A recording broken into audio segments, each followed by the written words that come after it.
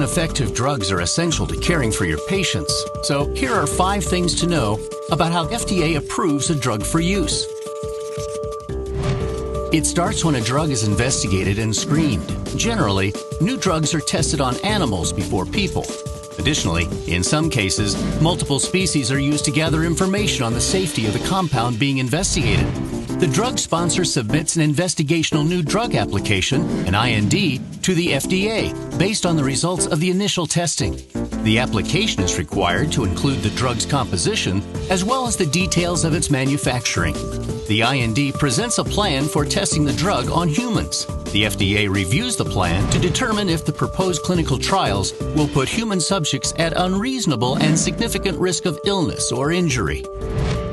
Generally, there are 3 phases to a clinical trial in humans. Phase 1 emphasizes safety and typically includes 20 to 80 healthy volunteers. Phase 2 emphasizes effectiveness and typically includes hundreds of patients with a certain disease or condition. Phase 3 typically includes thousands of patients and is used to gather more information about the safety and effectiveness in different populations and different doses. After the clinical trials are complete, the FDA looks carefully at all the animal and human testing data, reviews the drug labeling information, and inspects the facilities where the drugs will be manufactured to determine if the new drug is safe and effective. Because it's not possible to predict all of a drug's effects during clinical trials, monitoring safety issues after drugs get on the market is critical. The role of FDA's post-marketing safety system is to detect adverse events and take regulatory action when needed. That's 5 things you need to know about the drug approval process. I myself, Y. Ratna Sindhu, Assistant Professor, Department of Pharmaceutical Regulatory Affairs, Hindu College of Pharmacy. A very good afternoon to one and all. On behalf of Hindu College of Pharmacy, we, the Department of Pharmaceutical Regulatory Affairs, welcomes you for this fabulous online program, Prajwala, an international webinar series and contemporary issues in pharmaceutical regulatory affairs. Ours is one of such institutions. Hindu College of Pharmacy started in 1999 and educating students to face the real world in all possible ways since 20 years. Our esteemed institute stands for its excellence, and there are many people to mention for their marvelous service to uphold the policy of educating and benefiting the students with knowledge in Hindu College of Pharmacy. They are none other than our management, Sri Jupudi Rangaraj Garu, Chairman, and Dr. S. Madhusudan Rao Garu, Secretary and Correspondent, and Principal, Dr. R. Govindarajan Garu. I am glad to introduce them to you all. We are also proud to say about our Department of Pharmaceutical Regulatory Affairs, led by a dynamic head of the department, Dr. M.V. Nagabhushanam Garu. Under his guidance and his leadership, this department has developed like an education hub. And we are proud to say that it is one of the best department in Hindu College of Pharmacy. Now it's time to welcome our speaker for today's session, Mr. P. Suresh Garu, M Pharmacy, currently working in Lutis Pharma as Senior Principal Research Scientist, Analytical Development, well versed in the areas of method development, method validations, characterization of impurities, design of specialization, tech transfers. Sir has enormous 14 years experience in the field. Sir will guide us on today's topic, importance of pharmaceutical dissolution method development in submission of NDA and ANDA.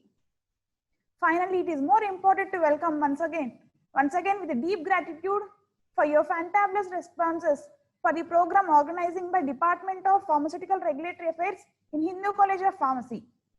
We'll start the program with a Vande Mataram.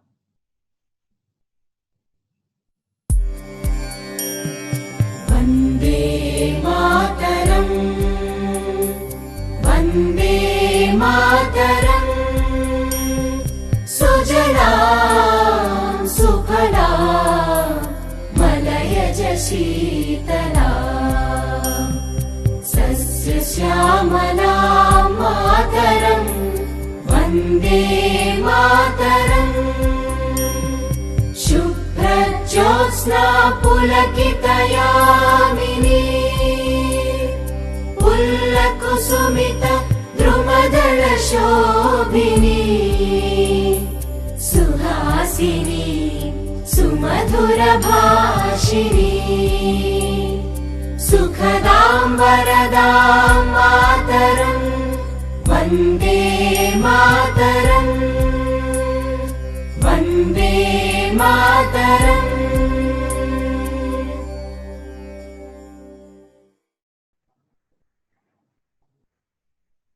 Now I request our HOD, convener of today's program, Dr. M.V. Nagabhushanam Garu, to start the session with his opening remarks. Over to our beloved HOD, sir. To all esteemed participants present now to this second day of International Webinar Series Prajwala, organized by Department of Pharmaceutical Regulatory Affairs, Hindu College of Pharmacy, Guntur, Andhra Pradesh, India. To make these unexpected days more useful and fruitful due to the prevalence of pandemic COVID-19, the management of Hindu College of Pharmacy is successfully conducting a series of webinars in the month of June 2020 for the benefit of students of pharmacy and other professionals in pharma fraternity. On this behalf, I, Professor M.V. Nagabhushanam, Head of the Department of Pharmaceutical Regulatory Affairs, extends a heartiest welcome to our beloved chairman, Sri Jupudi Rangaraj Garu, to this webinar series. To this international webinar series, I cordially welcome a well-known physician, visionary, insightful and inspiring person, Dr. S. Madhusudana Rao Garu, Secretary and Correspondent of Hindu College of Pharmacy. I extend my ardent welcome to our Principal, Dr. R. Govindarajan Garu, Vice Principal, Dr. A. Sunita Garu, Pharmacy Director and OSD Sri Sitaramaya Garu to this international webinar series. I heartfully invite today's speaker, Sri Suresh Garu, Senior Principal Research Scientist from Lutis Pharmaceuticals Private Limited, Hyderabad, Andhra Pradesh, who has readily accepted our request and invitation to spare his time and share his knowledge to enlighten all our students and participants on the topic importance of pharmaceutical dissolution method development in submission of NDA and ANDA.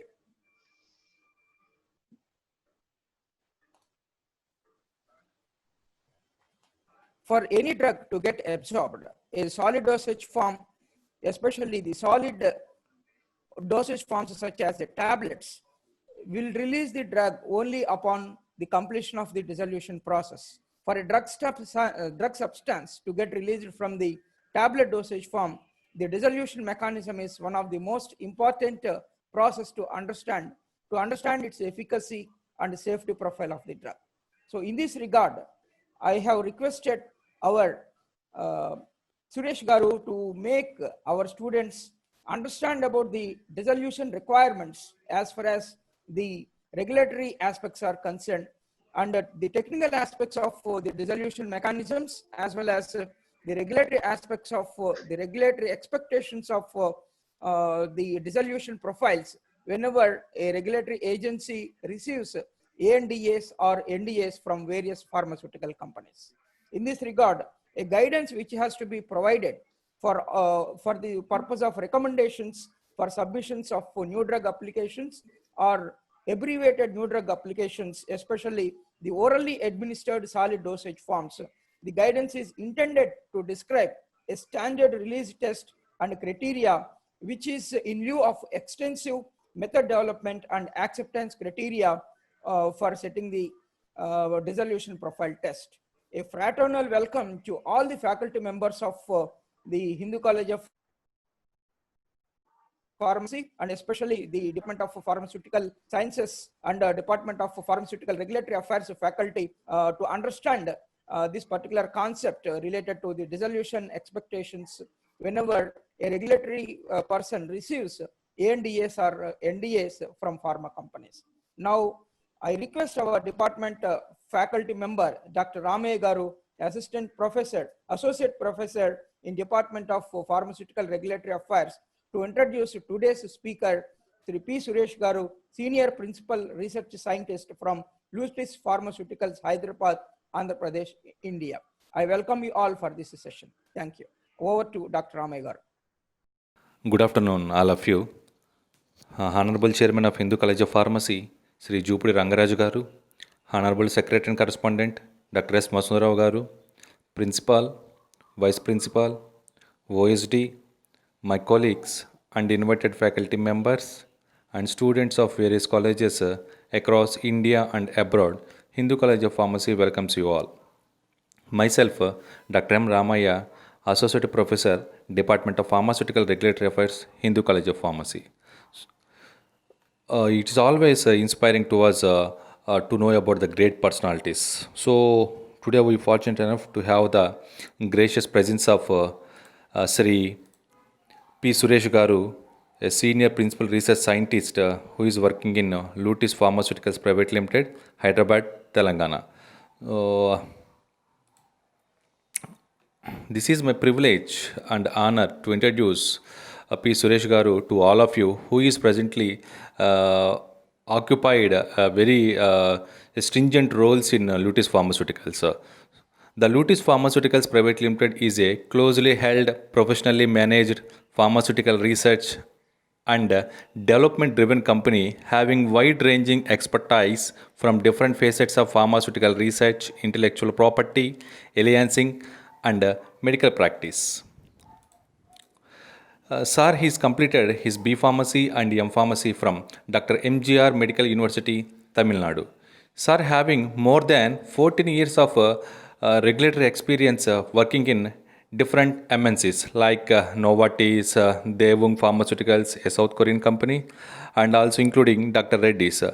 He is very well versed in the areas of method development, method validations, characterization of impurities, design specification, technology transfers, and also he is very technical at US FDA and EU filings in injectables and solid dosage forms.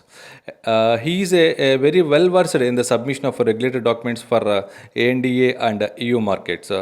He performed various method transfer activities for batches to Cipla, Dr. Reddy's, Chemwell and SGS, as well as for injectables as well as for solid dosage forms.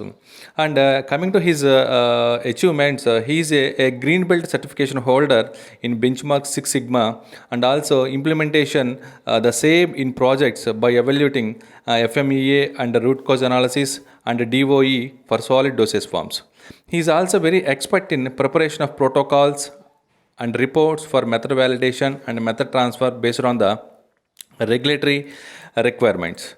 And he is a expertise in the method development of various pharmaceutical dosage forms such as injections, nanoemulsions, oral formulations based on the regulatory requirements in accordance with GMP and GLP as per ICH guidelines. So we fortunate enough today for the esteemed presence of P. Suresh Garu for this today's webinar. I thank to the management of Hindu College of Pharmacy, principal and Prajwala convener for giving me such a opportunity to introduce today's speaker to all of you. I would like to thank you all for the patience, patronage and time. And thank you and welcome you, sir, for this today's session.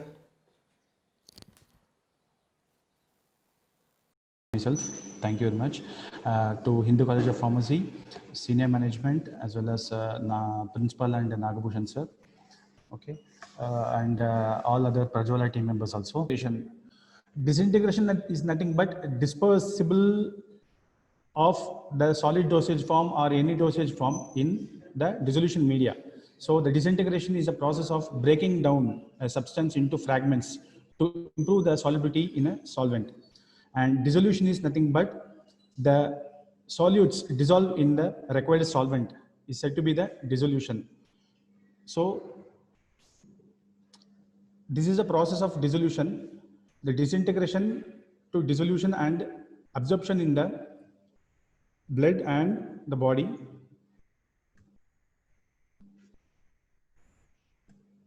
So what is the purpose of dissolution? Dissolution testing measures the extent and rate of solution formation from a dosage from such as tablets, capsules, certain formulations.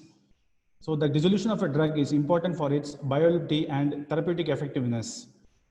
Dissolution and drug release are terms used interchangeably.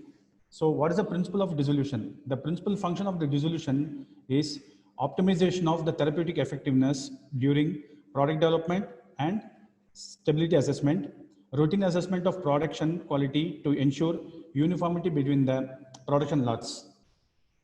So what are the various factors that will affect the dissolution? So the various factors is, first is the physicochemical properties of a drug. So physicochemical properties means either it may be the solubility, the particle size, the surface area of the active pharmaceutical ingredient present in the formulation of the drug product. Next, drug product formulation factors means the different compositions, the change in compositions also will affect this is also a main factor in affecting the dissolution. And processing factors, then factors are relating to your dissolution apparatus and factors relating to your dissolution test parameters, such as your vibrations, your equipment conditions. If you see in your dissolution apparatus, the equipment conditions, the vibrations, and the length of the dissolution vessels with your shaft, all will affect based on your release. Next, the factors relating the dissolution test parameters is such as your RPM, change in RPMs, your temperature, and the degassing the media. So these are all the major factors. And not only that, the heap formation of your dosage form, if the method is not set properly, if the method is not developed properly, the formulation will show a different heap formation, so that it will restrict your dissolution release in the dissolution media. Not only the heap formation, the cone formation also, the cone formation of the drug during the dissolution, that will also affect. So what is the media and what is the dissolution condition we are using, either the apparatus, basket or paddle, and what is the selection of RPM. So these are all the major factors will be affecting the dissolution. So what is the discriminating dissolution media? The discrimination is nothing but if we change any formulation compositions, it will reflect the drug release in the dissolution media. So this is said to be your discriminating dissolution media, which is used as a Office of Generic Drug, OGD media, AQC media, we can able to tell that.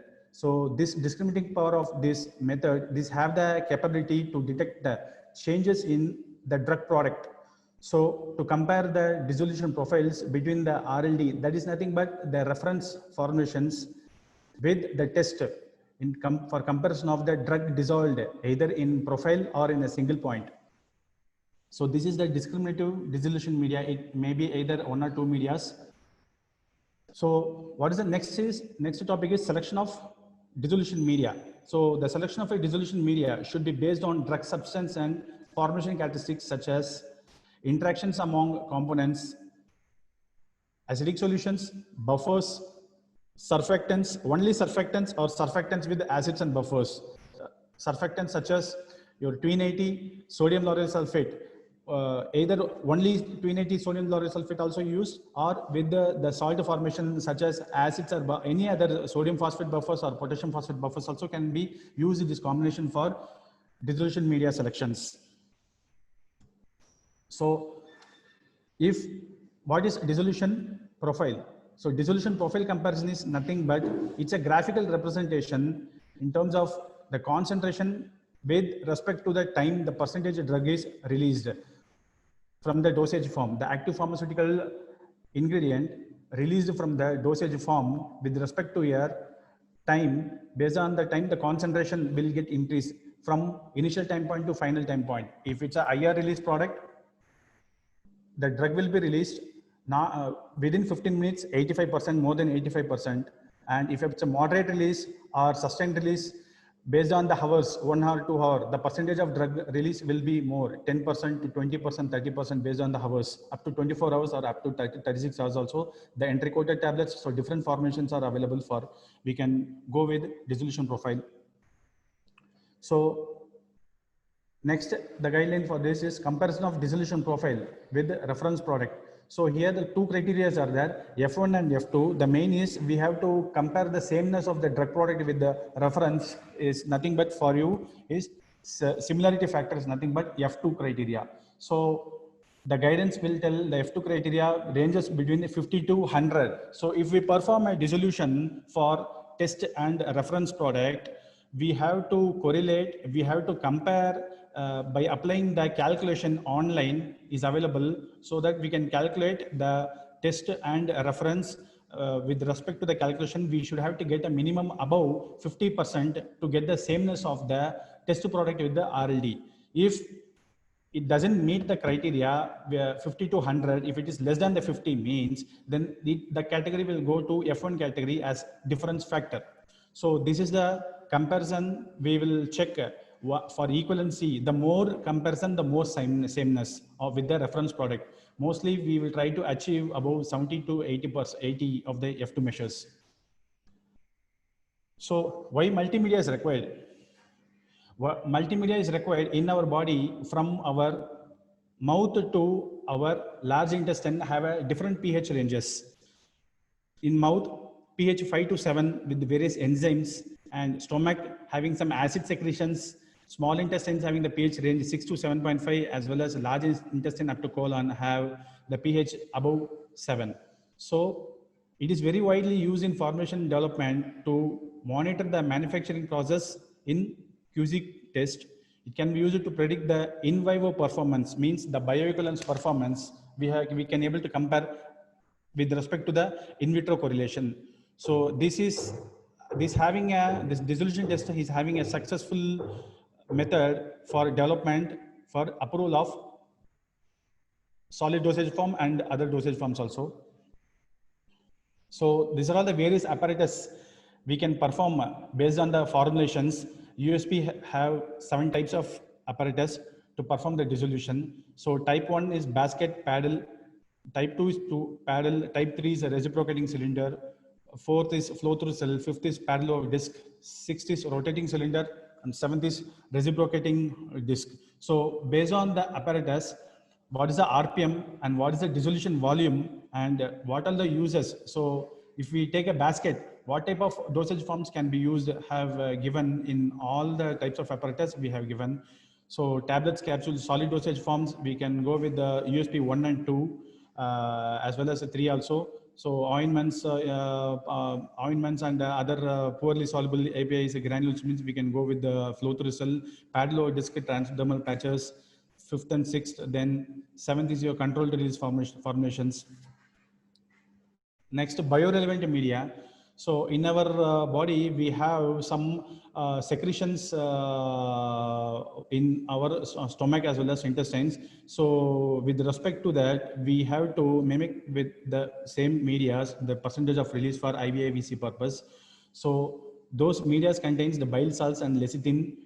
So we can able to prepare such medias like FASIF, FASIF, and your FASGIF also. So sodium thiocolate, lecithin, and your glacial acetic acid, sodium hydroxide, like this type of combinations can be used for FASIF is nothing but fit state, FASIF is fasted state, and FASGF means gastric fluid, simulated gastric fluid. So some preparations as per the USP we will prepare for comparison with test and RLD. We will perform the dissolution if required for bioequivalence sameness purpose. Next, IVIVC correlation.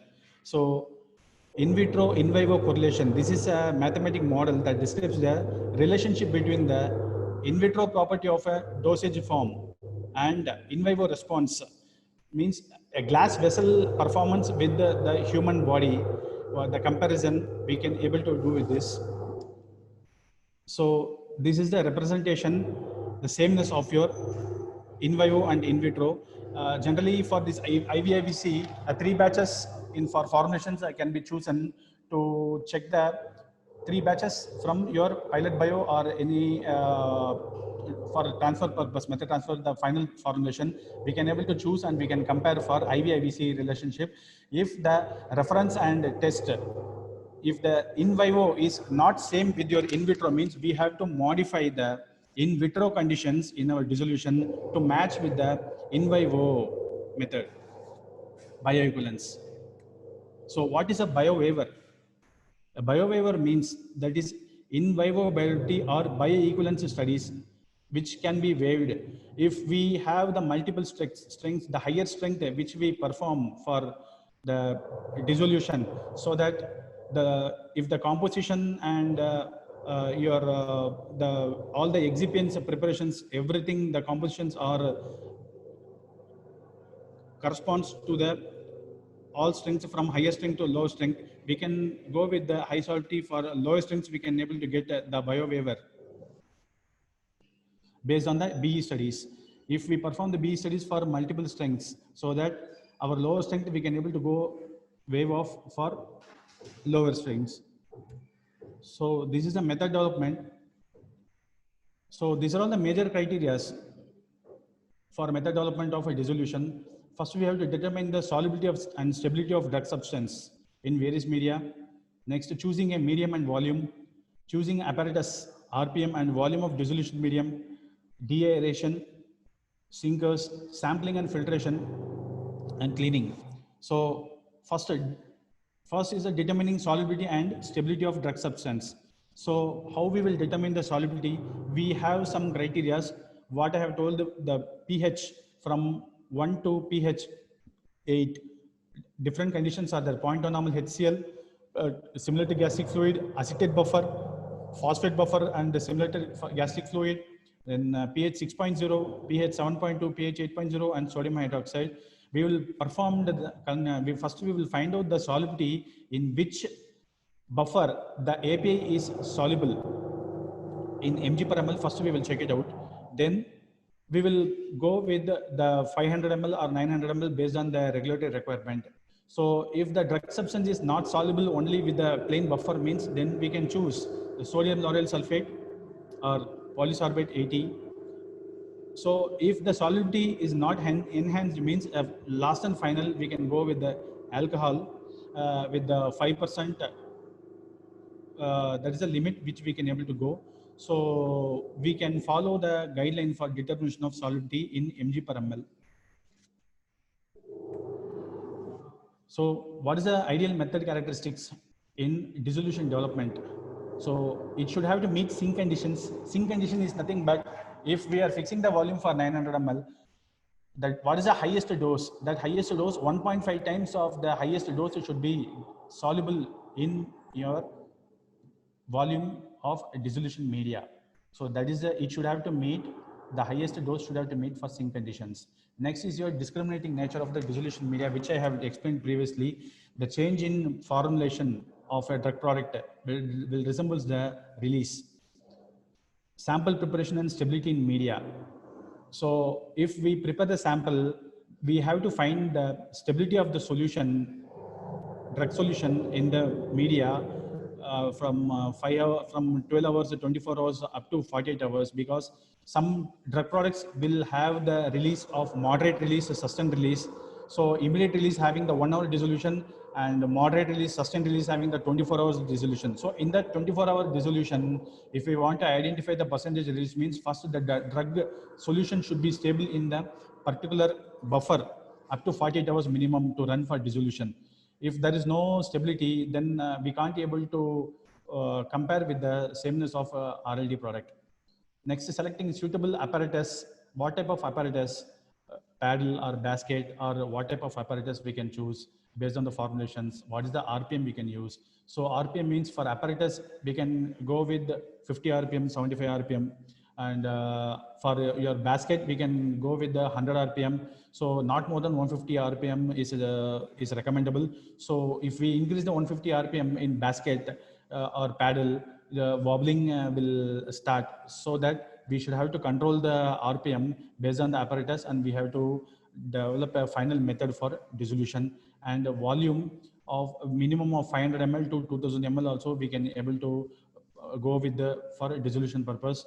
And the time points also, a single point at multiple time point, and dissolution profile comparison purpose also we can able to find. If it's an IR means, we can go ahead with a single time point, 15 minutes or 45 minutes. Then two profile is required means, for moderate release means we can go with the higher time points.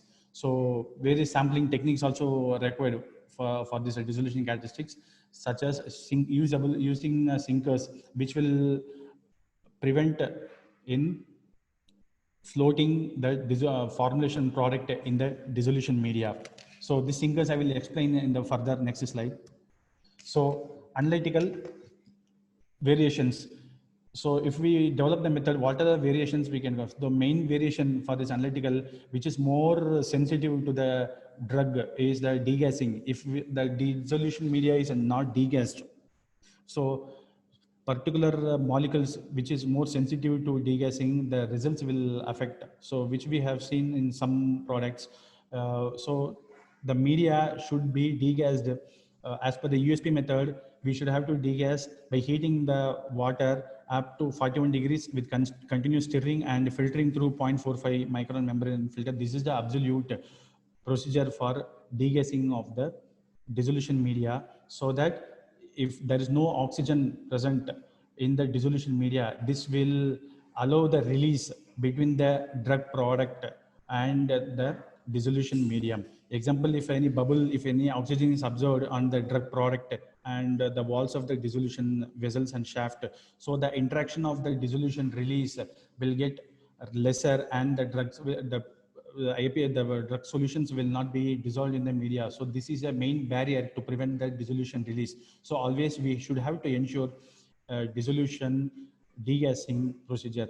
So various degassing techniques are there. So based on the lab facilities, the regulatory guidance will be there for filtration, sonication, heating, and using gases purging such as nitrogen and helium also. So this is the sinker which I have explained. So based on the weight of the formulation, we can use the sinkers. Not only the capsule. If we drop a capsule in the media, it will automatically float. Not only floating purpose we are using the sinker, even some tablets also having the formulations contains osmotic pump type of formulations. So if we drop a tablet, it will not settle at the bottom of the media. It will have some shaking, it will be dancing, some characteristics will be there. So to prevent this, to get a reproducible release for certain formulations, we can choose some sinkers based on the formulation size. We can use Japanese sinkers, European sinkers, other sinkers we can choose with this. Some clips also we can able to keep to choose the final method. So next is the sampling and filtration. So filtration is important. As per the USP, the location with respect to time, the filtration sample collection is required plus or minus 2% from time point for 15 minutes, whichever is less.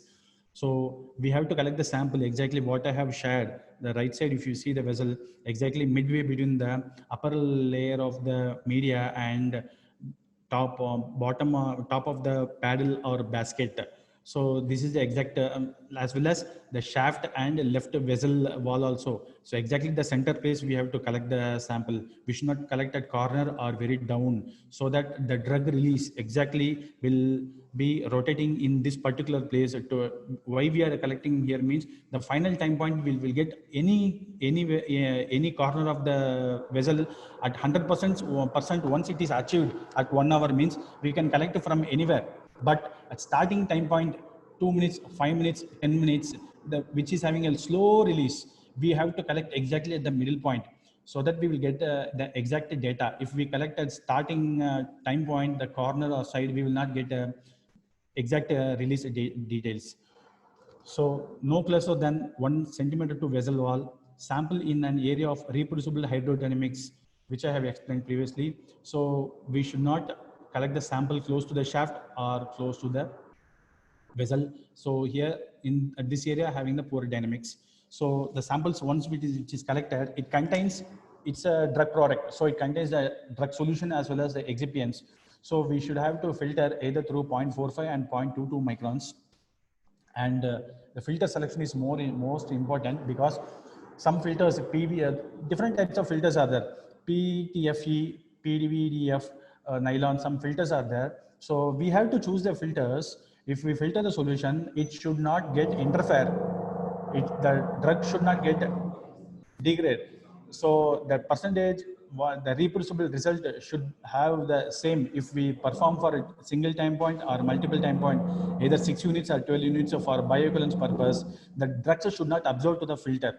So it should be easily transferable, and the particles should be filtered from the drug solutions. So we have to choose a final filter for your method finalization. So we can go ahead with the centrifuge, but in your centrifuge also, a small particles which is not visible will have the analytical technique. The problem will be there either by UV or by HPLC. So if a perfect filtered sample, it can be used for your sample filters. So next is your regulatory guidelines for your dissolution. So the regulatory guidelines are USP monographs. So in our USP monograph, for certain products which we have to develop, I've already given the methods as well as all the dissolution conditions, what is the media, what is the apparatus, what is the time point, everything could have been explained.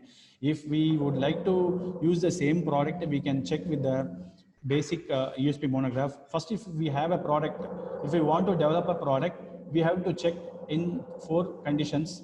USP monograph, the product is available or not. Next is your FDA database, drugs at FDA, dissolution at FDA. If we see in that database, we can check the patent, the RLD, everybody could have given, after the approval of the drug, we will get all the information for the dissolution methods apart from your USP monograph, and we can follow the ICH guidelines and the solubility criteria for your drug solution, drug product also we can get from BCS classification, either it is a class 1, 2 or 3 or 4. So BCS classification, based on drug solubility and permeability, the following BCS is recommended: class 1, 2 to class 4. So case 1 is high solubility, high permeability. Case 2 is low solubility, high permeability. Case 3 is high solubility, low permeability. Case 4 is low solubility, low permeability. So these classifications will give for achieving the in vivo, in vitro correlations. So approaches for setting a dissolution specifications for new chemical entity is nothing but for NDA molecule. So dissolution characteristics, this is based on the pH solubility profile and pK of the drug substance. Partition coefficient is more essential in selecting the dissolution methodology and specifications. Establishment in consultation with biopharmaceutics and CMC review staff. So if the formulation intended to be marketed from drug products for your clinical trials, definitely a dissolution and bioequivalence studies between 2 formulations are must recommended. And for rapidly dissolving products, generation of an adequate sampling at 5 to 10 minutes means an IR dosage form, 5 to 10 minutes interval should be necessary. And for BCS class 1 and 3, a single point test specification for high solubility, high permeability and high solubility, low permeability, and not less than 85%. Q is equal to 80. Q means the amount of drug released in the media, drug release percentage, 80% in 60 minutes is recommendable. For class 2 BCS, 2-point test specification 15 minutes and other point 30 and 45 and 60 minutes to ensure above 85% is recommendable.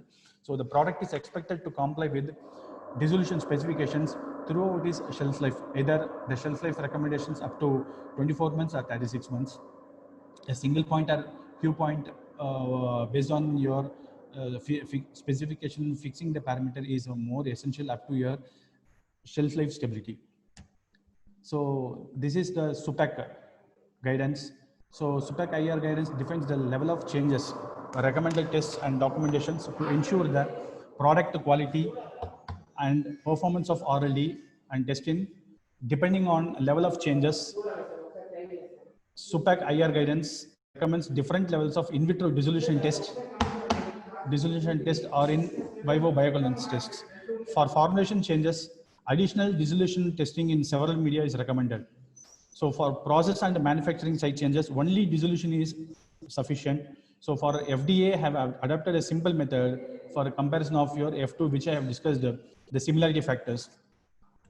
Next is the method validation. Once we have confirmed based on the guidance, once we confirm the method development, we can proceed for your method validation. Some parameters such as specificity, linearity and range, accuracy, method precision, repeatability, intermediate precision, ruggedness, stability of standard and sample solutions, robustness. Specificity is nothing but if we perform our method, there should not be any interference for our drug product. Either our dissolution media, it should not contain any interference, as well as for placebo also. Linearity, we can confirm the method from what we have the highest concentration in the media. We can choose from the highest target concentration 100%, from that 50% to 200% of the target concentration we can confirm in the method. And recovery, what we can able to spike our known concentration to the placebo solution, we can confirm from 50% to 150% recovery. Next to your repeatability of method precision, we can perform the 6 tablets in the dissolution in apparatus where we are not less than 85% if we have the Q time point. So we should have to get not more than some percentage of RSD we will calculate to get the method precision acceptable criteria. Next is intermediate precision. Ruggedness is nothing but batch your apparatus to apparatus, your equipments, your day-to-day, analyst to analyst. So these are all certain variations we can check in our validation parameters. Next is stability of your standard and sample cell solutions should not be more than 5%. If we keep at benchtop or if we keep on refrigerator, we can evaluate and we can confirm for our QC testing tomorrow in our market. So robustness, DOE methodology, change in your aeration, your degassing, without the degassing, change in some plus or minus 5% RPM, and change in the dissolution volume. Tomorrow, if the analyst, instead of adding 900 ml, if he's adding a plus or minus 5% by mistake, whether the it will impact the dissolution release, we can able to confirm in method validation. So the sampling time point plus or minus, and your temperature 37 plus or minus 0.5. So everything, all these parameters we can able to confirm in method validations. Next, regulatory recommendations for your specifications. So 3 categories of dissolution test specifications for IR is nothing but your single point specifications, 2-point specifications, and dissolution profile comparisons. Single point is nothing but for your IR release a QC test, a single point specification is required, either not less than 85% in 45 minutes or 15 minutes or 20 minutes, any one time point based on the drug product we can able to evaluate. Next is your 2-point specification. This is required for characterizing the quality of a drug product, either for slowly and poorly water soluble products. A 2-point specification is required.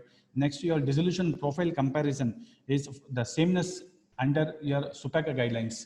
So for your more time points, the around 7 to 8 time points, we can compare the dissolution profiles. Next, this is one of an acceptance criteria which have given in USP for IR dosage forms. So similarly for your extended release, moderate release, so all other dosage forms also, ointments, paste, everything have given in your United States of Pharmacopoeia monograph. So if we take S1 stage, first, this is an example for IR. We are dropping a 6 tablets in the dissolution media. So once we get the release, we have to meet this acceptance criteria. So the specification is S1 criteria is 6 tablets. If we test it, each unit, not even a single unit, should be less than that. So each unit is not less than Q plus 5%. Means the Q is, if it is 80%, 80 plus 5, 85%, it should not be lesser. So all the units should be above 85%. So S2 criteria is average we have to take off. If the S1 fails, means we can go with the S2 criteria, take another 6 units, and we can calculate the percentage of release.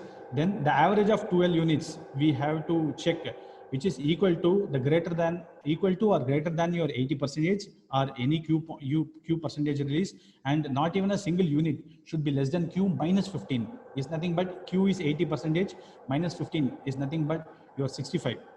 So even not even a single unit should be less than 65%. So if this also fails, the 12 units, we have to perform another 12 units. Then we have to calculate S1, S2, S3, which is equal to or greater than Q, not more than 2 units or less than Q minus 15, and no unit is less than Q minus 25. So these are all the various criteria given for your example for your IR dosage forms. Similarly, in our USP monograph, all other dosage formations also have mentioned the criteria. Next, regulatory requirements. What are the regulatory requirements for our dissolution?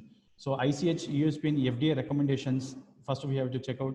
Next, method development reports should be made ready for our submission for our ANDA purpose or NDA purpose, whatever is there. Next, demonstration justification we have to give for demonstration of distincting nature of the media.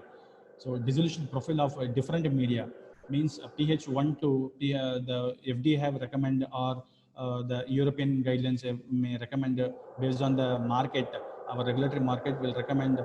So total of 5 media: pH1, pH4, pH5, pH7, and pH8.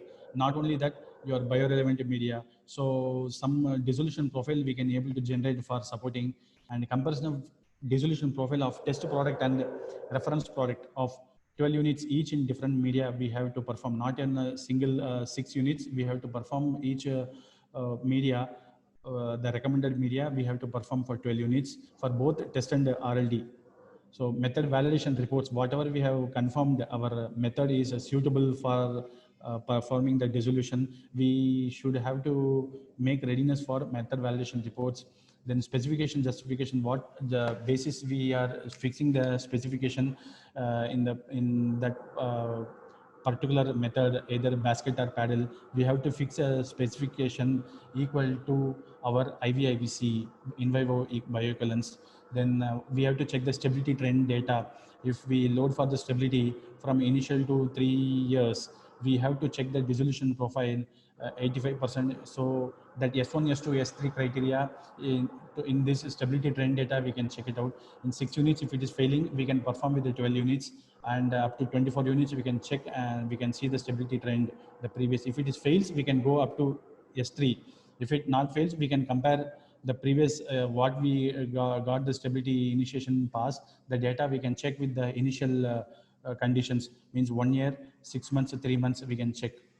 So performance validation and calibration of equipment. This is one of the main criteria for our regulatory requirements. Before starting a dissolution, performing a dissolution, our equipment should be suitable to perform the dissolution conditions. So we have to validate our method, our dissolution apparatus, such as physical as well as a chemical calibration we can perform. Physical calibration is you can check the wobble, shaft alignment, temperature, and RPM. Such criteria we can able to check whether we can able to operate physically the equipment is good or not. Once the physical parameters are qualified for the dissolution, means then we can check with the chemical calibration. Initially, the chemical calibration will be performed for your salicylic acid and prednisone. Now they have recommended for prednisone to perform the dissolution in both apparatus. In some specific 6 units, apparatus 1 and 2, and 50 RPM and 100 RPM should be performed, and we have to calculate it online in the database to meet the acceptance criteria which have given in online. So these are all the major regulatory requirements which is required for our dissolution testing. Thank you very much. Yes, sir. Really, thanks for giving me a good opportunity. Again, once again, I'm thanking to Hindu College, all the team members, senior management, to up to the students whoever participated for initiation with the senior managers, everybody. So Nagabhushan sir and principal, I don't know the name, Govindaraju, and all supporting staff members, especially the Prajwala. I can tell entire Prajwala team members, I can tell webinar team members. Thank you so much for giving a good opportunity, visible about the methods which I can able to share. Minimum of around some 300 to 400 members. I don't know the count. I started at initially I have seen around 200 members. Now I don't know. So thank you very much, sir, Nagabhushan Garu sir, and I would like to thank to my Nagaraj sir also for giving this opportunity. Have an introduction to Hindu College of Pharmacy, Guntur. Thank you so much, sir.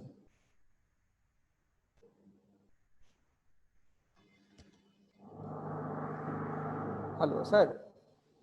There are certain questions. Yes, sir. From the audience. We request Yes, we request to clarify their doubts, sir. With your permission, we will post those questions. You need my mail IDs? I can able to share mail IDs. Yes, sir. Mail ID P. Suresh, also.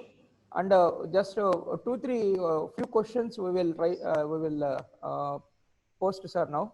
Our colleague Brahmaya Garu will inform those questions to you, sir, now. Brahmaya, Yes, sir. myself Brahmaya, Assistant Professor in Department of Pharmaceutical Regulatory Affairs.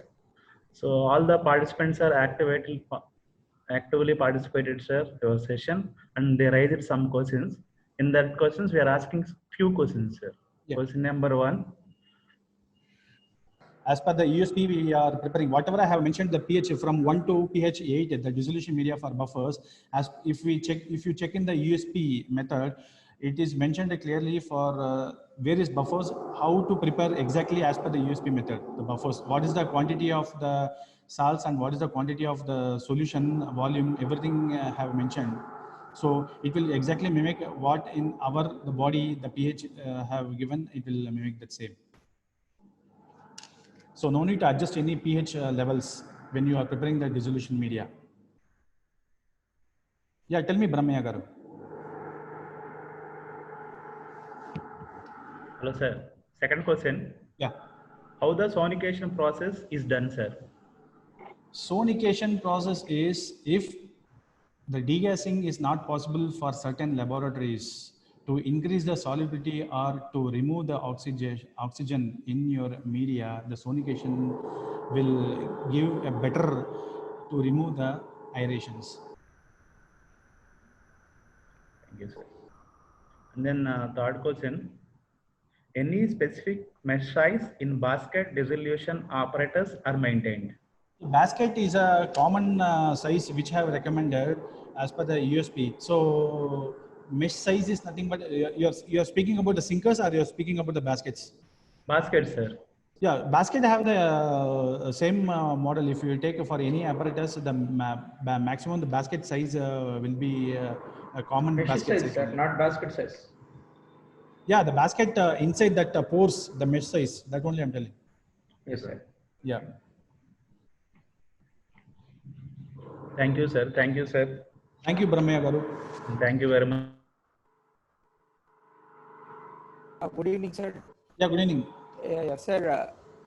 We have had an extremely useful session with you, sir, today on the second sir. day of our seminar, Prajwala. And we have sir. learned, along with our students, a great deal of the contents, because there are many factors that are related to the dissolution we have learned, because you being the practical person in the industry, you know the exact regulatory requirement as far as the dissolution profiles are concerned. So you have covered two important points in your session, sir. One is the technical points related to the dissolution profile and dissolution methods, and other things are the expectations from the regulatory bodies. So as far as the technical requirements are concerned, you have got almost what are the factors which are affecting the dissolution and determination of the dissolution media for a particular drug, and also the what is the meaning of the RLD and test dissolution methods, dissolution media selection, and the categories something like the F1, F2 related matters, and types of dissolution testing apparatus, and checking of dissolution profile in various media, how it has to be done. All these things as far as the technical issues are concerned. Thank you very much, sir, for giving enlightenment on these topics. And the other issues related to regulatory, like regulatory guidelines given by the USP and FDA, ICH, and BCS classifications of the drugs, and selection of the filter media, and also the guidelines with respect to the SUPAC IR and ruggedness and regulatory recommendations, specifications. All these things you have covered in a very nice manner, sir, and it is very excellent session as far as the topic of importance of the pharmaceutical method dissolution development in the submission of NDA and ANDAs, because dissolution, unless they are compared, ANDA submissions cannot take place unless they are compared with the reference listed product. So it is a very useful session, both in terms of the technical aspect as well as the regulatory submissions, sir. So on behalf of our Department of Pharmaceutical Regulatory Affairs, Hindu College of Pharmacy, Guntur, and from the management, Hindu College of Pharmacy, our chairman, Dr. Sri Jupuri Rangaraju Garu, and our secretary and correspondent, Sri Madhusudan Rao Garu, and our principal, Dr. Govindarajan Garu, and vice principal, Madam Sunita Garu, and OSD Sitaramaya Garu, and myself. We are all thankful for you, sir. On behalf of all participants and students, I extend my thanks for interestingly making us learn about the importance of this dissolution method development submission for the regulatory bodies. And also I want to express our sincere thanks to all our fellow faculty members of the Department of Regulatory Affairs and all HODs and professors and teaching faculty members of Hindu College of Pharmacy and all participants from across the India and across the globe for their interest in participating to this second day of webinar. And also I wish to extend my thanks to the management heads of Lutis Pharmaceuticals for their encouragement, which benefited us with extraordinary speaker.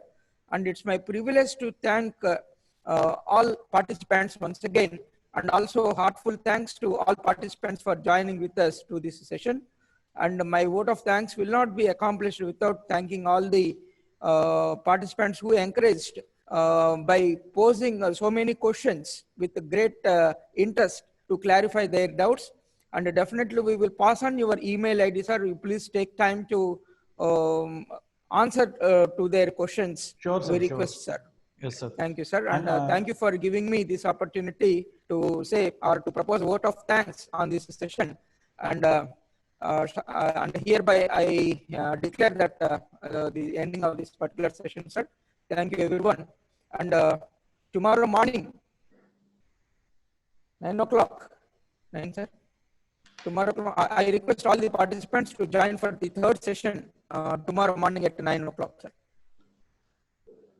Thank you very much, Suresh Garu. Thank you, sir. And on behalf of management from Lutis also, I would like to thanks to you all, the senior members such as Madhusudan Garu, Sunita Madam, and Rangaraju sir, and you, Nagabhushan sir, and all team members in Prajwala. Thank you so much, sir, for giving. And my special appreciation and thanks to our Vice Chairman, Vice President, Nagaraj Garu of R&D, Lutis Pharmaceuticals, Hyderabad, for introducing all of you, for making these sessions wonderful, sir. Thank you very much. Thank you, sir. Thank you very much, sir.